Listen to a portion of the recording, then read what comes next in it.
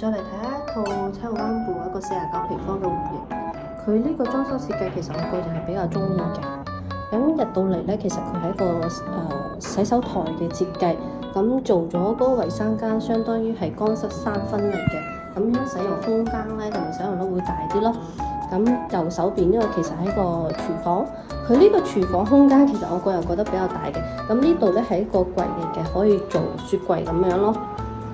成個空間其實都唔錯嘅，兩個人其實一齊操作都 OK 冇問題。而且咧呢套房嘅成個裝修設計非常 OK 嘅。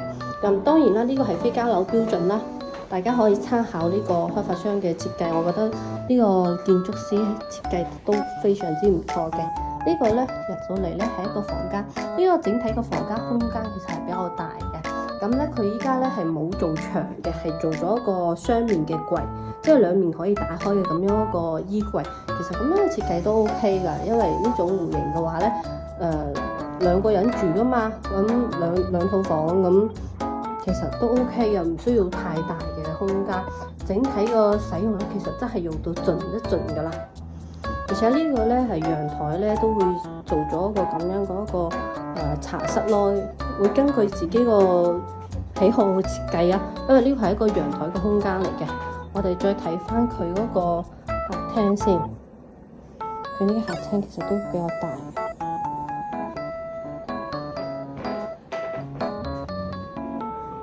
OK， 整體呢套房都已經全部幫大家拍攝完㗎啦。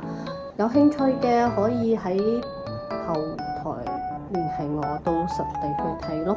我哋都會有啲價格嘅優惠嘅。好啦，今次已經結束啦，我哋下次再見，拜拜。